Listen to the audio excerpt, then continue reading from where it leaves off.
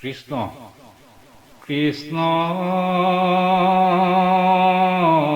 শংকৰ গুৰু হৰি ৰাম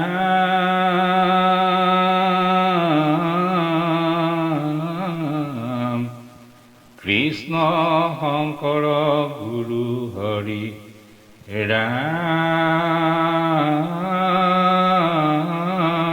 ৰাম ৰাম ৰাম ৰাম কৃষ্ণ শ্ৰীমন্ত শংকৰ হৰি ভকতৰ জানা যেন কল্পতৰু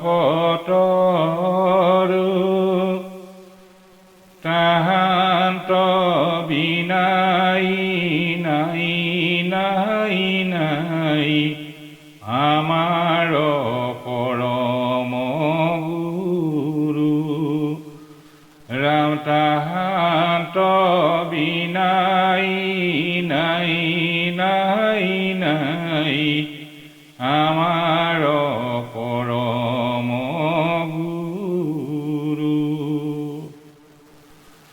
কৃষ্ণ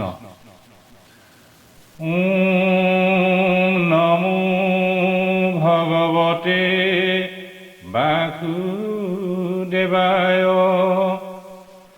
ওম নমো ভগৱতে বাসুদেৱায় ওম নমো ভগৱতে বাসুদেৱায় পৰম শ্ৰদ্ধাৰ বাপ বান্ধৱ আই মাতৃ সমস্ত আমি একাদিক্ৰমে আগবঢ়াই অহা মহাভাগৱত ভাগীৰ পাঠ আৰু আলোচনাৰ পঞ্চদশ খণ্ডটিলৈ আপোনাসৱক প্ৰণিপাত জনাইছোঁ। আজি প্ৰথম স্কন্ধৰ চতুৰ্থ অধ্যায় কুন্তীৰ স্তৱ আৰু ভীষ্মৰ মুখ্য লাভৰ পদৰ পৰা আৰম্ভ কৰিব বিচাৰিছোঁ।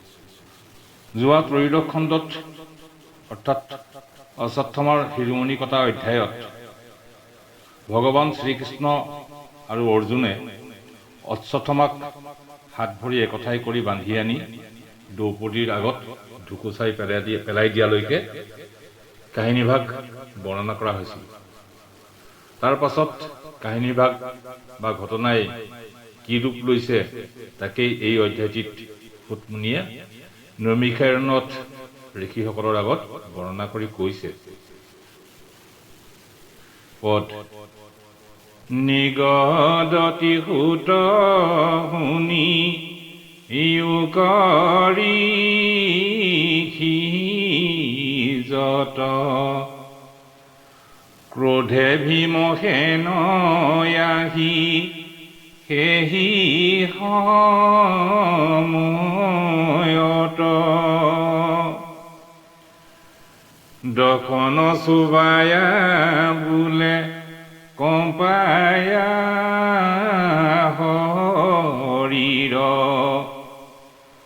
ঝান্তে কাটা কাটা দুষ্ট ব্ৰাহ্মণৰ শিৰ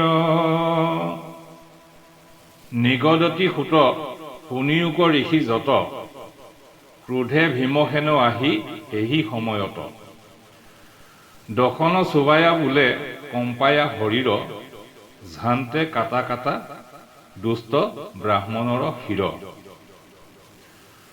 সুতমুনিয়ে কলে, হে ঋষিসকল শুনা, ক্ৰোধে ভীমসেন আহি সেই সময়ত, ঠিক সেই সময়তে ভীমসেন অৰ্থাৎ ভীমে ক্ৰোধ মনে প্ৰচণ্ড খংমূৰ্তি ধৰি এই স্থানত উপস্থিত হ'ল। দখন চুবায়া বোলে কম্পায়া শৰীৰ, খঙত দাঁত কামুৰি শৰীৰত কঁপনি তুলি কলে, ঝান্তে কাটা কাটা দুষ্ট ব্ৰাহ্মণৰ শিৰ। তৎক্ষণাৎ এই দুষ্ট ব্ৰাহ্মণৰ শিৰ অৰ্থাৎ মূৰ কাটা।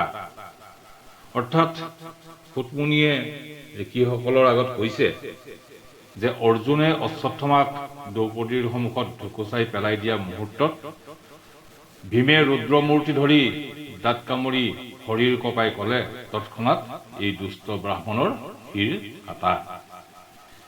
ৰাম দ্ৰৌপদী বুলন্ত ৰাখায়ান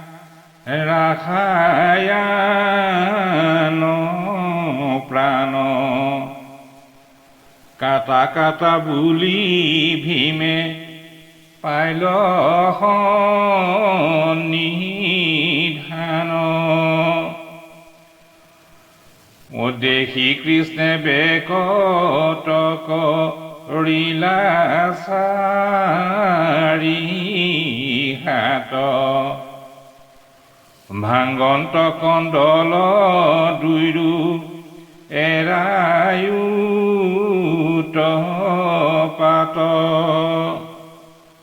দ্ৰৌপদী বুলন্ত ৰাখা আন প্ৰাণ কাটা কাটা বুলি ভীমে পাইল সন্নিধান। ভীমে তৎক্ষণাৎ কাটা কাটা বুলি কৈ উদ্যত হৈ নিজে মূৰ কাটিবৰ বাবে একেবাৰে ওচৰ পালেহি।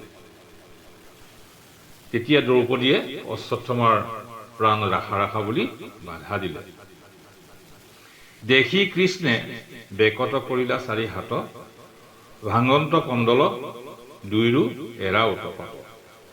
ভীমে কাটিব বিচাৰে আৰু দ্ৰৌপদীয়ে ব্ৰাহ্মণৰ প্ৰাণ ৰাখা বুলি বাধা দিয়া দেখি শ্ৰীকৃষ্ণই চতুৰ্ভুজ ৰূপ ধাৰণ কৰি তেওঁলোকৰ মাজত সোমাই তেওঁলোক দুজনৰ কণ্ডল খাম কটালে। ৰাম দুয়ো হাতে দুই কুনিবা ৰিলাজ দুৰাই বুলিলা বচন পাৰ্ছে অৰ্জুন কহচাই। ৰাম দ্ৰৌপদীৰ বচন কি মতে পৰে ৰক্ষা কোন বুদ্ধি ৰাখিবা ভীমৰ হইতু কক্ষা। দুই হাতে দুই কু নিবাৰিলা যদুৰাই বুলিলা বচনক আছে অৰ্জুনক চাই। যদুৰায়ে অৰ্থাৎ শ্ৰীকৃষ্ণই দুই হাতে দুয়োকে বাধা প্ৰদান কৰি অৰ্জুনৰ ফালে চাই কলে, দ্ৰৌপদীৰ বচন কিমত পৰে ৰক্ষা কোন বুদ্ধি ৰাখিবা ভীমৰ এইটো কক্ষা।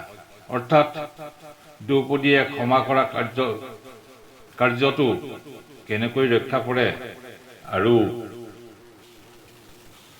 ভীমেও এতিয়া বধ কৰিম বোলা কথা প্ৰতিজ্ঞা কেনেকৈ ৰক্ষা কৰে চিন্তা কৰাচোন, অৰ্থাৎ বুদ্ধি কৰাচোন।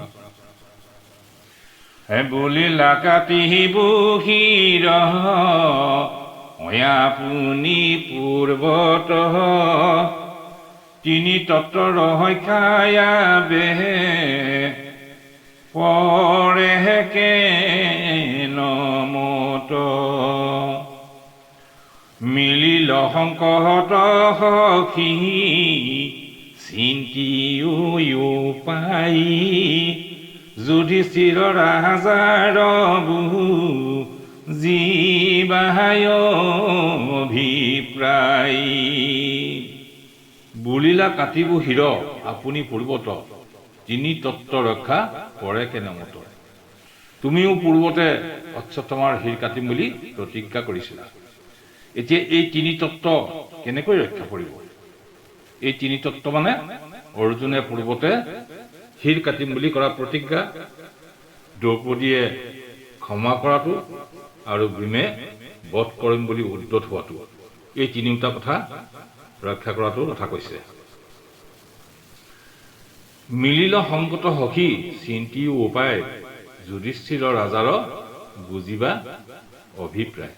হে সখী, এই তিনিওটা কথা ৰক্ষা কৰাটো বৰ জটিল বিপদ বা সমস্যা হ'ল। ইয়াৰ কিবা এটা উপায় চিন্তা কৰা। ধৰ্মৰাজ যুধিষ্ঠিৰক তেওঁৰ মতামত কি সুধি চোৱাচোন। ৰাম মনে গুণী ধনঞ্জয় পাই উপদেশ চূড়ামণি সহিতে কাটিলা তাৰ কেশ বান্ধকা হাতী দেশৰ ডাকিলা ঢংকা মাৰি সাধুৰ বাদয় অৰ্জুনক বুলিলা মুৰাৰী। মনে গুণী ধনঞ্জয় পাইলা উপদেশ, চূড়ামণি সহিতে কাটিলা তাৰ কেশ। অৰ্থাৎ ধনঞ্জয়ে কৃষ্ণৰ উপদেশ পাই মনতে চিন্তা কৰি অশ্বত্থামাৰ চূড়ামণিৰ সৈতে চুলিখিনি কাটি পেলালে। এইখিনিতে এটা প্ৰশ্ন উঠিব পাৰে, অৰ্জুনে মনতে গুণী অৰ্থাৎ নিজে ভাবি গুণি যুধিষ্ঠিৰক নোসোধাকৈয়ে চূড়ামণিৰ সৈতে চুলি কটাৰ সিদ্ধান্ত ললে। ইয়াৰ তত্ত্বটো হ'ল, অৰ্জুন আৰু শ্ৰীকৃষ্ণ যিহেতু ভগৱান নাৰায়ণৰে অৱতাৰ, সেয়ে তেওঁলোকে যুধিষ্ঠিৰৰ মনৰ কথা ভালদৰে বুজি পায় আৰু যুধিষ্ঠিৰেও এই অৱস্থাকে সন্মতি প্ৰদান কৰিব বুলি জানি অৰ্জুনে তেনে কৰিলে। বান্ধ কাটি দেশৰ ডাকিলা ধমকা মাৰি, সাধুৰ বাদ অৰ্জুনক বুলিল মুৰাৰী। চূড়ামণিৰ সৈতে চুলি কাটি হাত ভৰিৰ বান্ধ খুলি ৰাজ্যৰ পৰা ধমকা মাৰি অৰ্থাৎ গতা মাৰি বাহিৰ কৰি দিলে। তাকে দেখি মুৰাৰী অৰ্থাৎ শ্ৰীকৃষ্ণই অৰ্জুনক সাধু সাধু বুলি প্ৰশংসা কৰিলে। ৰাম মুণ্ড মুণ্ডি সৰ্বশক কৰিবুয়াগ্ৰহ,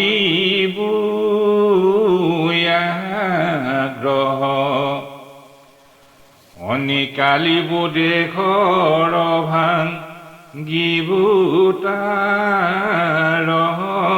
গহ, অধম দ্বিজৰ বধ অয়েহি বিহিত, জানিলা ধৰ্মৰো তত্ত্ব ভৈল কৃত কৃত। মুণ্ড মুণ্ডি সৰ্বস্বক কৰিব আগ্ৰহ, নিকালিবো দেশৰ ভাঙিব তাৰ গহ। অৰ্থাৎ মূৰৰ সকলো চুলি খুৰাই টকলা কৰি দেশৰ পৰা বাহিৰ কৰি তাৰ অহংকাৰ চূৰ্ণ কৰিব। অধম দ্বিজৰ বধ এহিহে বিহিত, জানিলা ধৰ্মৰো তত্ত্ব ভৈল কৃত কৃত্য। অধৰ্ম দ্বিজক চুলি খুৰাই টকলা কৰি গৃহৰ পৰা বাজ কৰি খেদি পঠিয়াই দিয়া কাৰ্যটো প্ৰাণদণ্ড দিয়াৰ দৰেই হয়। ই এটা ধৰ্মৰ তত্ত্ব বুলি বুজি পাই তেওঁলোক সাফল্যমণ্ডিত হল। সাধু সাধু বুলি প্ৰশংসিল যুধিষ্ঠিৰ, সাফলিলা প্ৰতিজ্ঞায় অৰ্জুন মহাবীৰ। অয়েহি মতে অৰ্জুনক প্ৰশংসিত হিত, অযুদ্ধ যিনি পাঞ্চ ভাই ভৈল কৃত কৃত। সাধু সাধু বুলি প্ৰশংসিল যুধিষ্ঠিৰ, সাফলিলা প্ৰতিজ্ঞা অৰ্জুন মহাবীৰ। এহিমতে অৰ্জুনক প্ৰশংসিত হিত, যুদ্ধ যিনি পাঞ্চবাই ভাই ভৈল কৃত কৃত। অৰ্জুনে তেনে কাৰ্য কৰাৰ কাৰণে অৰ্থাৎ প্ৰতিজ্ঞাত সাফল্য লাভ কৰাত যুধিষ্ঠিৰে সাধু সাধু বুলি অৰ্জুনক প্ৰশংসা কৰিলে আৰু কুৰুক্ষেত্ৰৰ যুদ্ধত জয়লাভ কৰি পাঁচো ভায়ে কৃতকৃত হল, অৰ্থাৎ সাফল্য লাভ কৰি আনন্দিত হল। ৰাম পৰময়ানন্দে মনে মাধৱ হিত, গোবিন্দে পুৰিলা পাণ্ডৱৰ মনোনীত, মৃত কৰু কৰি পাছে পিণ্ড জলাঞ্জলি, থাকিলা হস্তিনাপুৰে পাছো মহাবলী।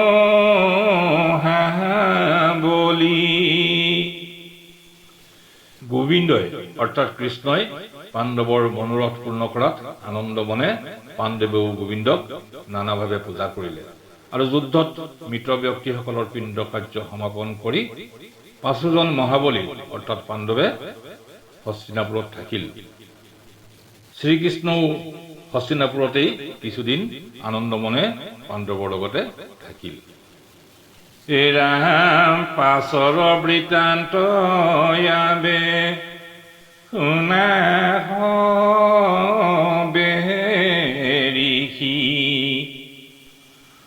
ভাৰত যুদ্ধক সাংগ কৰিয়া হৰিষি,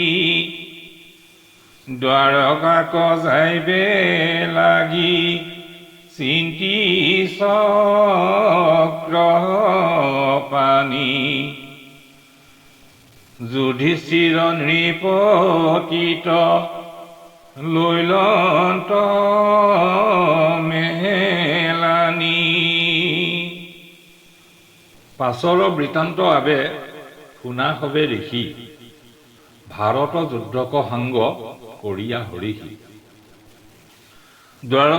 দ্বাৰকাক যাইবে লাগি চিন্তি চক্ৰ পানী, যুধিষ্ঠিৰ নৃপতিত লৈলন্ত মেলানি। সুতমুনিয়ে নমিকাৰণ্যত কৈছিল, হে ঋষিসকল, ইয়াৰ পাছৰ বৃত্তান্ত আপোনালোকে শুনকচোন। কুৰুক্ষেত্ৰৰ যুদ্ধ শেষ হোৱাত আনন্দে কিছুদিন থকাৰ পাছত চক্ৰপাণি অৰ্থাৎ শ্ৰীকৃষ্ণই দ্বাৰকালৈ যাবলৈ যুধিষ্ঠিৰৰ পৰা বিদায় ললে। দ্ৰৌপদী সুভদ্ৰা কুন্তি সবাকু সম্বুধি, চলিলা ৰথত ভীম অৰ্জুনত সুধি, কৃষ্ণৰ বিয়োগ দুখ নহয় মনে, পাঞ্চু ভাই সংগে জান্ত সজল নয়নে। শ্ৰীকৃষ্ণই দ্ৰৌপদী সুভদ্ৰা কুন্তি ভীম অৰ্জুন নকুল সহদেৱক মাত লগাই যাবলৈ সাজু হ'ল। ইফালে শ্ৰীকৃষ্ণ যাবলৈ ওলোৱাত অৰ্থাৎ তেওঁৰ বিয়োগত মনৰ দুখ সহ্য কৰিব নোৱাৰি 5জন ভাইয়ে সজল নয়নে অৰ্থাৎ চকুপানী টুকি টুকি একেলগে আগবঢ়াই থৈ আহিবলৈ ৰথত উঠিল। বাপ বান্ধৱ ভাই সমস্ত, এই পথ ফাঁকিতে কুন্তীৰ কথা ওলাইছে যেতিয়া কুন্তীৰ বিষয়ে অলপ আলোচনা কৰিব বিচাৰিছো।